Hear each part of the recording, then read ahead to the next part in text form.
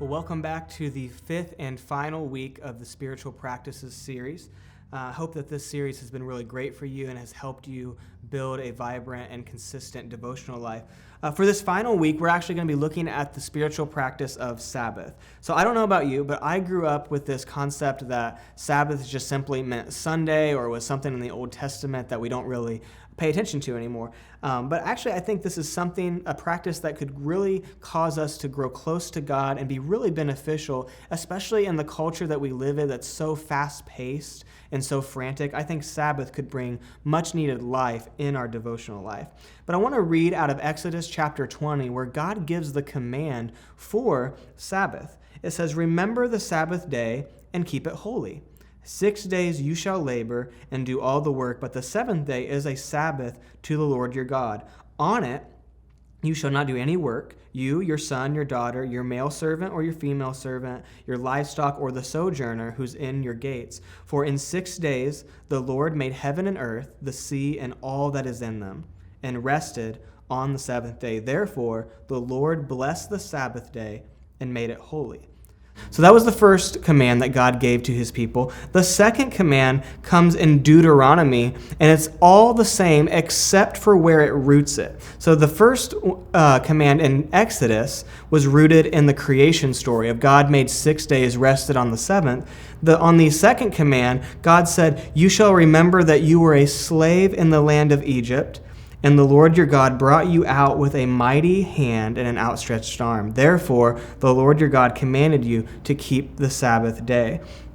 It's interesting that God roots this in the liberation from slavery for Israel from the Egyptians. And so most scholars point out that the Sabbath seems to have a rhythm that God has built into the cosmos of the world. And so God worked 6 days, rested on the seventh, but when Israel was enslaved in Egypt, they didn't have a Sabbath day. They worked every single day, and they worked gruelingly. They never had a break. And so God commanded Sabbath for his people because he knew that we needed time to rest. We needed time to stop. Sabbath is ceasing from work and striving and just simply resting in what God has given us, being with friends and family and worshiping God, experiencing the peace and the rest that God gives us. Sabbath is an expression of our worship saying, "My God is enough. He'll supply what I need. Even if I take a whole day off, God is still going to supply." Now, most of us actually have a lot of trouble slowing down. I don't know if you're anything like me, but I always feel like I'm on the go, I'm busy, my schedule is full. We live busy, hectic lives, and our schedule often has no margin in it. It's like we're booked, or at least we feel that way. We live at this frantic pace. We don't have time for anything, yet we want to do everything. There's so much we want to do, so little time. But Sabbath is a practice that we can bring life to our soul, order to a chaotic life, and a slowed pace to our frantic speed of life. Jesus actually tells us in Mark 2:27 that Sabbath was made for man, not man for Sabbath. So some would say that we no longer have to keep the Sabbath law, that Jesus fulfilled the Old Testament law. Sabbath isn't something we have to keep. And though that might technically be true, we might not technically have to keep the Sabbath, it would actually be incredibly wise to adopt this practice. It's to our benefit, not our restriction, that we keep Sabbath. So what does this look like, and how can we implement this into our lives? I have three main ways that what we can do to implement this into our life. So number one, it's a day of no work. So this actually sounds much harder than it sounds, because in a lot of ways we're addicted to work or making progress or doing something that feels productive. And that's not necessarily bad, of being productive and doing things that contribute to something. But Sabbath is a day where you choose to rest from work. That the work that kind of takes something out of you, something that like you're contributing or feeling that need to work on something. Sabbath is actually a time where we put that all to rest. You know, perhaps like you'll need to have a different day every week because you might work a job that doesn't have a consistent day off, or maybe you're a student and you have classes, and it may not be a 24 hours at first. It might be incredibly hard to spend 24 hours doing no work, as a traditional Sabbath would look like. But if that's too hard, start with a smaller number, like 6 hours or 12 hours. But the main thing is looking for a day that you can slow down, stop your frantic pace, and not work, and just rest with God. The second way that we can do this is we have extended devotion time, or time that we're being with God. So Sabbath isn't just about not working, but it's also about worshiping God. So set the Sabbath day, whichever day that might be, set it aside as holy unto God. So the time that you can spend extra time praying or reading scripture or talking to God, taking a walk with the Lord, just being silent before Him. Sabbath is a time that you can spend that extra time that you may not always feel like you have throughout the week.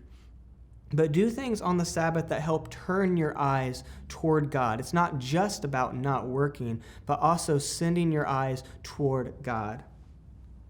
And the third thing we can do to implement Sabbath is do life-giving activity. Sabbath isn't just a spiritual way of saying it's my day off, but we want to do activities that are restful and bring life. And this looks different for different people. For a more introverted person, that might look like being by yourself for a while, or reading a book, or taking a walk by yourself. For an extroverted person, it might mean having some coffee with some friends, or having some friends over around a bonfire, and something like that. So it's going to look different for everybody. But we want to do things that aren't going to drain us, but that will bring us life, that will feel close to God, close to people, and rejuvenated and refreshed. So don't veg out on TV and movies. That is like a guaranteed way to not feel rested. It's not that you can't watch any TV or any movies or video games or something like that, but don't veg out. Very seldom will you feel rested by that, but look for ways to be rested and unplugged from like the busyness of life, and find ways to recharge yourself. So at first, this practice is going to be very, very hard, and you'll need to grow into it. It's just like any other spiritual discipline. At first, it's going to be small baby steps that we build upon. But eventually you'll find yourself walking in a rhythm and a practice that is bringing life. And Sabbath is so key. And at a time where our whole pace is just frantic and fast and busy, Sabbath is a great way to just enter into the rest and the peace that God has for us. Walter Brueggemann says, people who Sabbath live all 7 days differently. When we can enter into God's rest and set aside a time wholly and dedicated to Him, it affects our entire week. It's not simply just one day. So the challenge this week is very, very simple. We want to simply try to establish a day that we can have Sabbath with God, whether that's a whole day or just part of a day to begin with. Try to find a consistent day that you can lock in and make be your Sabbath. This day is for rest, worship, and experiencing life that God promises us. So again, this isn't restriction. This is actually freedom from God. This is invitation from God.